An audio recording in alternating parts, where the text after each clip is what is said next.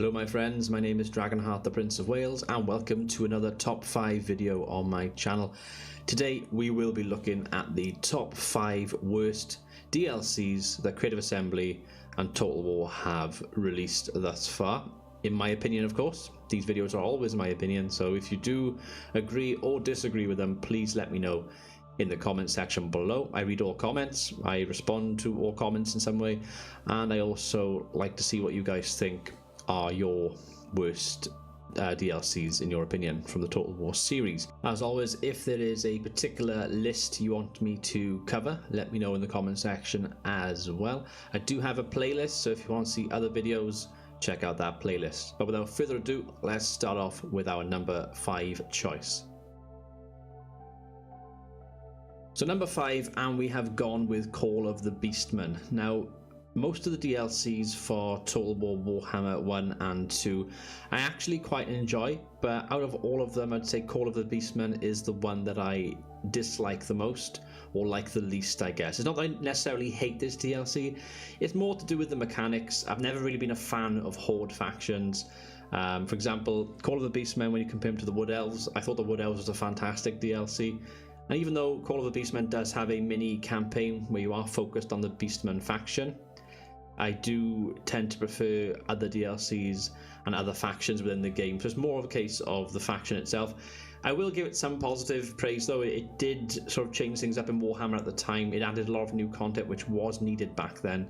And the way that the Beastmen do play, certain people will certainly like the units they have. But for me personally, I just wasn't much of a fan. So that's mainly my opinion for why it's number 5. And yeah, let's go on to number 4. So for number 4, I have gone with Wrath of Sparta for Total War Rome 2. Again, this DLC, I didn't play it that much, and that probably says all you need to know about this DLC from my point of view. Sparta, Athens, all those Greek state factions are really popular in this period of time. They were unlockable factions, not really unlockable, but pre-order bonuses for the main campaign for Rome 2, and then you got a DLC with these factions again. So again, you're paying more to play as them again in a mini campaign, and it doesn't really add an awful lot of new units. Yeah, there's a new map and everything, but it's just kind of, well, you play it and you get bored. That's what happened with me. I played it, I got bored. I probably could have given it a bit more time, but Rome 2, it felt very copy and paste. All that's different really is a map and maybe one unit or so, but for the most part I just wasn't really, again, didn't really do much for me, and that's why it's on here at number 4. For number 3, we have gone with Rome 2 yet again. Rome 2 getting a bit of a bad rap in these videos so far, and Beasts of War for Rome 2, and it just was one of the most pointless DLCs that I can remember. It certainly felt like a cash grab when it was released. It was released in February of 2014, so a few months after the release of the main game. And it's, well, as you can tell, it adds beasts and animals. It has Molossian dog, which Emperors can recruit. It has a beehive onager. It has a scorpion pot ballista, which Pontus and Parthia can recruit. It has a snake pot ballista. And yeah, most of those units are kind of rubbish, to be honest with you. Especially the beehive onager. I don't know why you would want to recruit it when there's better onager and catapult kind of weapons that you can recruit for those factions. It's a waste of money. You would never use them in an online battle. You probably have no use for them in the campaign. It's just a waste, basically. It does add the camel cataphracts for Parthia, which are pretty interesting, and you do have the mercenary Syrian armored elephants as well. Most of the other stuff is just fluff, like Celtic warhounds, wolf warriors, for example. It's, well, again, I said, it's a cash grab. The only reason it's not lower on this list, it doesn't occupy number 2 or number 1 for me, is A, the 2 that I've picked beforehand I feel are worse, and B, it's quite cheap on Steam. It's currently $1.99 in Great British pound, so £2 say, which isn't an awful lot. But again, barring sort of 1 or 2 units, the rest are just fluff. You're not going to use them ever. bit rubbish, to be honest. So that's why I've picked this in my number 3 slot. So number 2, and I've gone for a biggie. I have gone for the Blood DLCs. Now, I haven't actually specified this for one particular game. That is because Blood DLC has been in Total War since Shogun 2, I believe. In Shogun 2, I felt like it was pretty good. Like they had sort of a bit more effort in it. I felt they had the blood spatter on the screen, so if you zoom in on like cinematic mode and stuff, it splat onto the screen. And I felt like for that time period it was good. But for all of the other Total War games, I've always felt like the blood effects were a bit lackluster. They looked very kind of half done. I always felt the colors looked a bit washed out. So you had Blood DLC in Rome 2, you've had it in the 2 Warhammer games that have come out, although it's always been named something different. But overall, I just feel like they're a bit meh. Now, obviously, there's a for and against. People will say you have to pay for this DLC because it allows Total War to have the kind of age warranty or age rating for the age that it is, and they can't offer it as free content. Otherwise, it'd have to increase the age rating. But my counter argument to that is the game is called Total War. It has war in the title. You expect warfare to be bloody. It should kind of be in there naturally. Maybe there's a way they can perhaps, I don't know, do it right and have it in sort of small portions or something. I don't know. But it does feel a bit cheap that it's, you know, it's paid content in all of the recent Total War games. Yet all of the Total War games beforehand which did have some sort of blood. I'm looking at Medieval 2, for example, when you'd have like knights fighting on the field. I always remember playing as Wales with the Gwent Raiders, and you know you're in a battle, a melee battle, and gradually as the battle wears on, more and more blood will appear on their tunics and stuff. And I felt like it was done in a bit more realistic way without being sort of overly done.